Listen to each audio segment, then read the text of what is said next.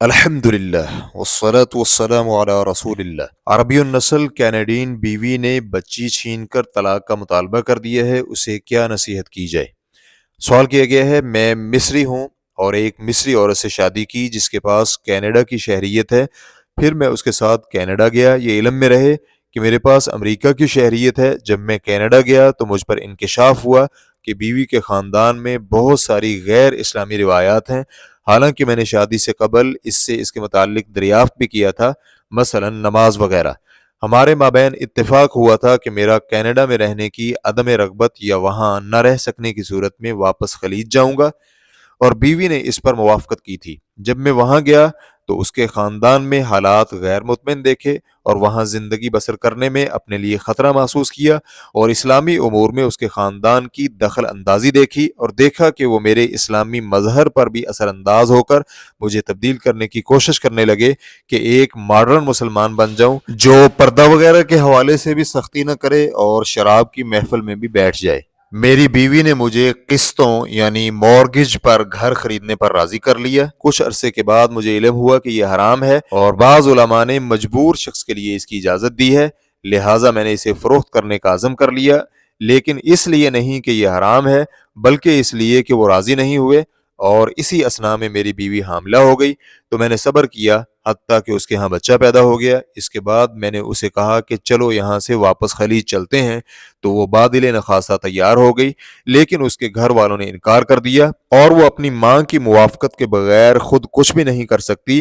کیونکہ اس کی ماں ہی گھر میں سیاہ و سفید کی مالک ہے اور باپ کی نہیں چلتی۔ کئی ایک مشکلات کے بعد میں نے کہا کہ چلو میں اکیلا ہی واپس چلا جاتا ہوں، اور ان کی تجویز کی بنا پر میں نے کہا کہ وقتاً فوقتاً بیوی کو ملنے آ جایا کروں گا، اور جب میں نے گھر فروخت کرنے کا کہا تو وہ پاگل ہو گئے اور گھر فروخت کرنے سے انکار کر دیا اور کہا کہ بیوی کو طلاق دے دو اور گھر فروخت کر دو، اور میری بیوی کو میرے خلاف کر دیا اور اسے میرے گھر سے نکال کر لے گئے۔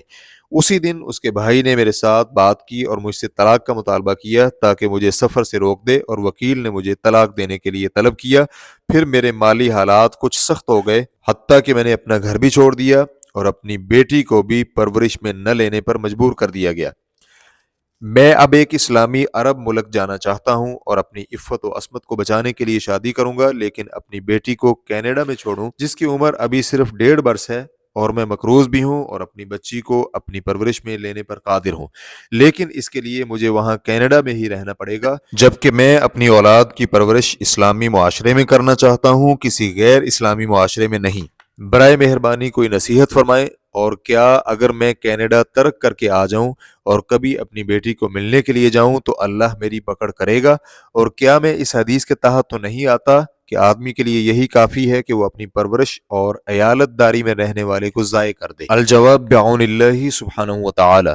کسی کافر ملک کی شہریت اختیار کرنی اور وہاں رہائش اختیار کرنا اور وہاں کی شہریت رکھنے والی عورت سے شادی کرنے کا معنی یہی ہے کہ اس میں شادی ناکام ہونے کا احتمال زیادہ ہے، اور پھر غالباً بچوں کی تربیت میں بھی ناکامی ہوتی ہے، خاص کر جب خاوند دین پر عمل کرنے والا ہو۔ اس کا کوئی بھی انکار نہیں کرتا کہ خاوند اور بیوی اور ان کے بچوں پر ماحول کا اثر ضرور ہوتا ہے، اور اس کا بھی کوئی انکار نہیں کر سکتا کہ ان کفار کے قوانین ایسے ہیں جو اس ملک کی شہریت حاصل کرنے والے سے شادی کرتا ہے، اس کی اولاد پر اس ملک کا سلطہ اور طاقت ہوتی ہے۔ اس لیے ہمارے بھائی سائل کو جو معاملہ پیش آیا ہے اس کے متعلق ہم یہی دعا کرتے ہیں کہ آپ کے معاملہ میں اللہ تعالیٰ آسانی پیدا فرمائے اور آپ کو بہتر عمل کرنے کی توفیق نصیب فرمائے۔ ہم آپ کو یہ مشورہ دیتے ہیں کہ آپ اس ملک میں رہتے ہوئے اپنی بیوی کو اپنا مطالبہ تسلیم کرنے پر راضی کرنے کی کوشش کریں کہ وہ آپ کے ساتھ اسلامی ملک میں چلی جائے، جہاں آپ دونوں اللہ کے احکام پر صحیح طرح سے عمل کر سکیں اور اس غلط قسم کے معاشرے اور ماحول سے چھٹکارا حاصل کر سکیں۔ یہی وہ اعلیٰ اور بہتر چیز ہے جس کو آپ کے لیے حاصل کرنا ممکن ہے، اور اسی میں آپ کے خاندان اور بچوں کی حفاظت ہوگی۔ لیکن اگر آپ اپنی بیوی کی اصلاح نہیں کر سکتے اور وہ اپنی گمراہی میں رہنے پر مصر ہو اور آپ کے ساتھ جانے سے انکار کر دے اور اپنے خاندان میں ہی رہنا پسند کرے، تو پھر آپ ہر قسم کے اسباب سے اس کے خاندان والوں سے اپنی بچی حاصل کرنے کی کوشش کریں۔ ایسا کرنا آپ پر واجب اور ضروری ہے، کیونکہ آپ اس بچی کے ذمہ دار ہیں، اور اگر اس میں کوئی کوتاہی کرتے ہیں تو بلا شک آپ اس کے ضائع ہونے کے ذمہ دار ہوں گے۔ اور اگر آپ نے طلاق نہیں دی تو آپ اپنی بیوی کے ساتھ رابطہ رکھیں۔ ہو سکتا ہے کہ آپ کے غائب ہونے کی صورت میں اس کی رائے تبدیل کرنے کا باعث ثابت ہو اور وہ آپ کو اختیار کرنے کے لیے آپ سے مل جائے۔ اور اگر طلاق ہو چکی ہے تو پھر آپ اپنی بیٹی سے رابطہ رکھیں اور اس کو حاصل کرنے سے نا امید مت ہوں، اور آپ ملک سے باہر رہتے ہوئے بھی وکیل کی مدد سے اس کو حاصل کرنے کی کوشش کر سکتے ہیں تاکہ وہ اس مقدمہ کی پیروی کرتے ہوئے اسے آپ کی پرورش میں واپس لائے۔ اور آپ کا بیٹی کے ساتھ مسلسل رابطہ رکھنا بھی آپ کے ساتھ تعلق مضبوط کرنے کا باعث بنے گا۔ جب بڑی ہوگی تو وہ آپ سے رابطہ رکھے گی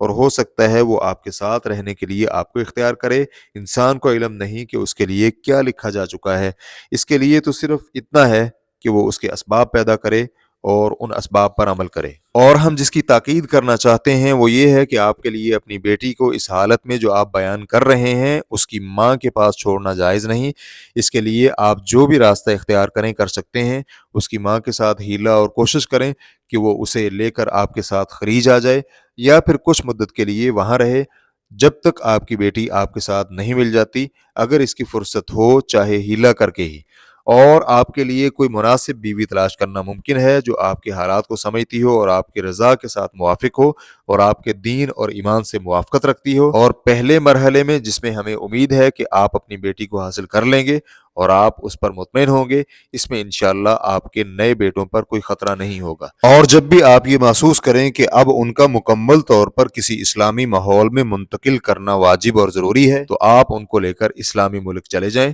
جہاں آپ اپنی اولاد پر مطمئن ہوں۔ امید ہے کہ اللہ تعالیٰ آپ کی پہلی بیٹی کو آپ کے ساتھ جمع کرے گا اور آپ اپنے پروردگار سے اس میں معاونت طلب کریں اور جس میں آپ کی بیٹی کے لیے آسانی ہو، اللہ سے وہ خیر اور بھلائی مانگے۔ واللہ تعالی اعلم۔ اسلام کیو اے ریکارڈنگز مؤسسۃ الشیخ محمد صالح المنجد، المملکۃ العربیۃ السعودیہ، فتویٰ نمبر 125842۔ السلام علیکم ورحمۃ اللہ وبرکاتہ۔